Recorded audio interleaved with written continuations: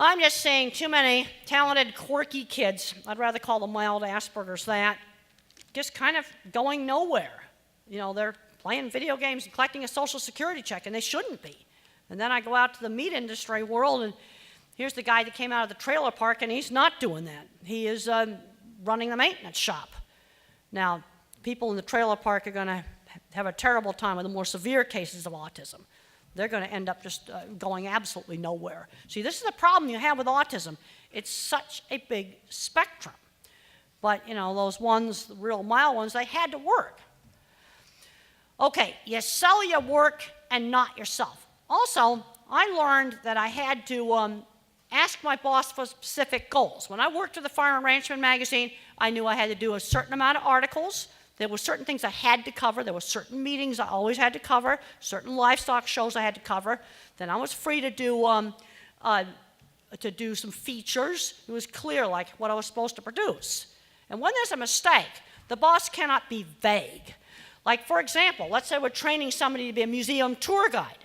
You've got to demonstrate the correct distance. You can't just say, oh, well, you're too aggressive with the patrons.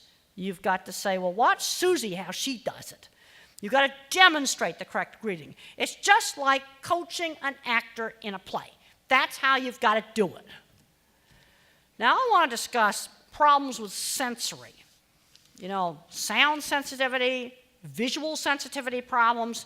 These are things that happen in conjunction with a lot of different labels, sensory processing problems.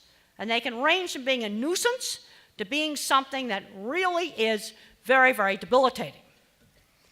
When I was a child and the school bell went off, it hurt my ears. We used to go on this ferry boat, and when the horn blew, I just flung myself down the deck, started screaming, because it hurt my ears.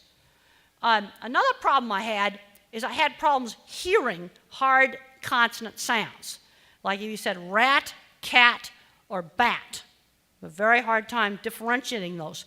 So my speech teacher, when she worked with me when I was very young, she'd slow down and she'd enunciate her hard consonant sounds. She'd say cup, and then she'd say cuppa.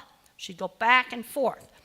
And I was the kind of kid that in the 50s used to just get put in an institution, because when I was 3 years old, I had absolutely no language at all. Okay, here are some accommodations for the workplace. Getting rid of 60 cycle fluorescent lights. I need a quiet place to work. There's some individuals may need frequent breaks. Also, no sudden surprises in work routine. And I still can't stand scratchy clothes. And I have found that some cotton itches and other cotton does not itch, and I really don't know why.